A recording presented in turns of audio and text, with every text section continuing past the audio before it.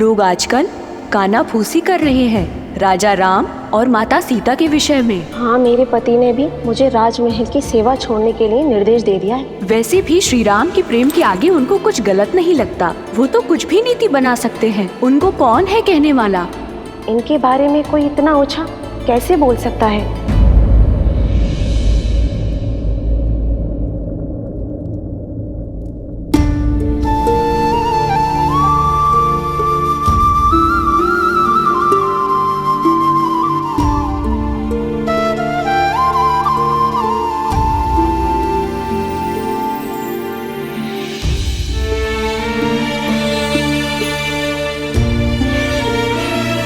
सीता कभी चिंतित हो ही नहीं सकती यार, परंतु एक होने वाली माँ का स्वप्न बिगड़ जाने का शोक अवश्य है।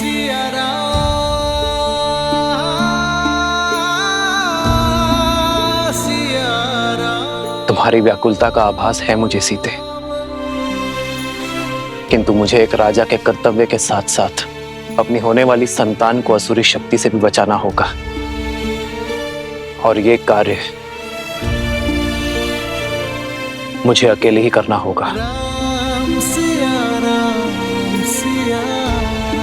अपनी प्रजा के हित के लिए, राम को मृत्यु भी स्वीकार है।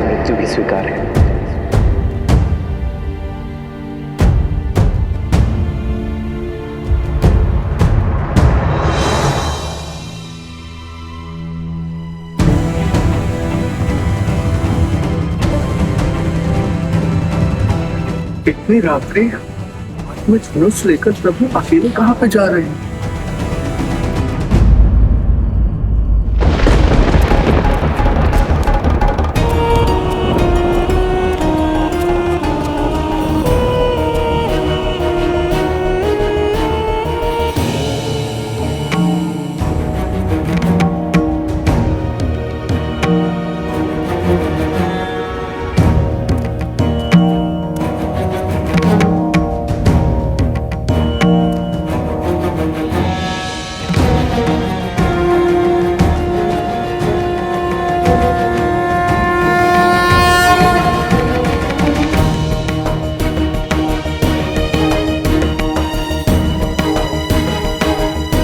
आप अवध की महारानी हैं देवी सीता।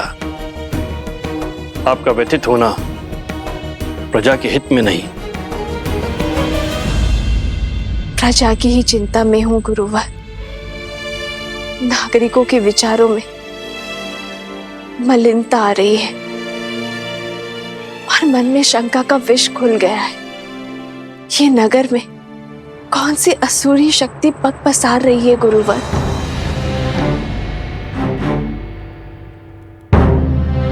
मनुष्य की प्रकृति ही अस्थिर होती है देवी।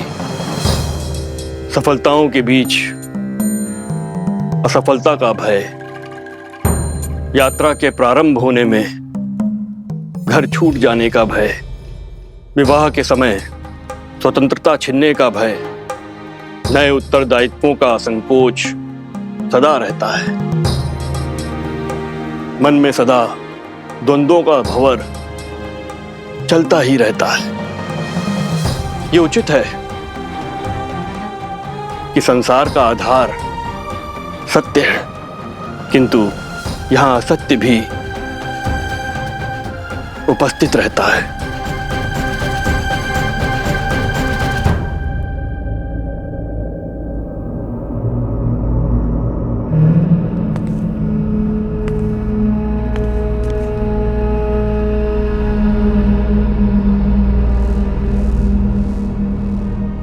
मैं ललकारता हूं सहस्त्र मुख रावण, सामने आओ। असत्य का गुण है कि वो सत्य से दूर नहीं रह सकता। मैं जानता था तुम मेरे पीछे अवश्य आओगे। अब बात और वार छुप कर नहीं, सम्मुख होकर होंगे। हार जाओगे राम, मुझे जितना काटोगे उतना ही मैं बढ़ूंगा। हार जाओगे, पराजय स्वीकारो। छिपने का कोई लाभ नहीं सहस्त्रमुख रावण। राम, मुझे जितना काटोगे उतना ही मैं बढ़ूंगा।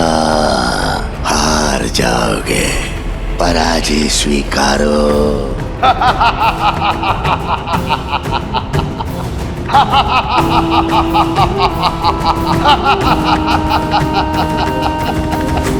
क्या राम राज्य भी भय की छाया में श्वास लेगा? क्या यहाँ भी सत्य और असत्य इतना समीप हो जाएगा कि उचित अनुचित के मध्य की रेखा ही मिट जाएगी? क्या रघुकुल के राघव की विजय पर भी प्रश्न चिन्ह लगेंगे गुरुवर? राम सिंहासन पर अवश्य आरूढ़ हो गए हैं देवी, किंतु किसी भी अभूतपूर्व कार्य के सफल होने में समय लगता है। राम राज्य स्थापित होने में भी अभी समय है। धर्म और कर्म के अमृत से इस धरा को सींचना होगा। राम को अभी और संघर्ष करना होगा।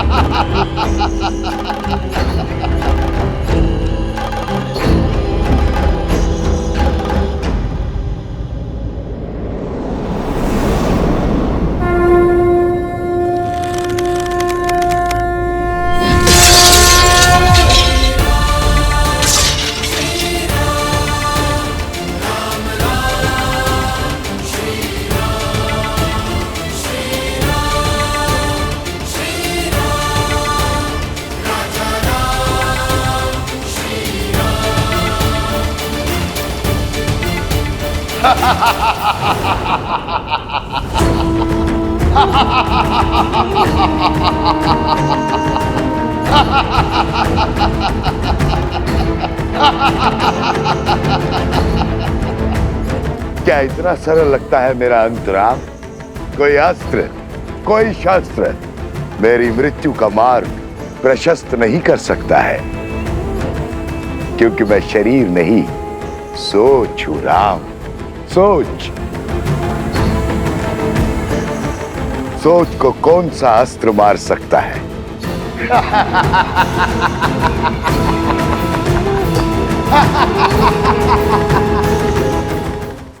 इस असुरी शक्ति को नहीं हरा सकते गुरुवर।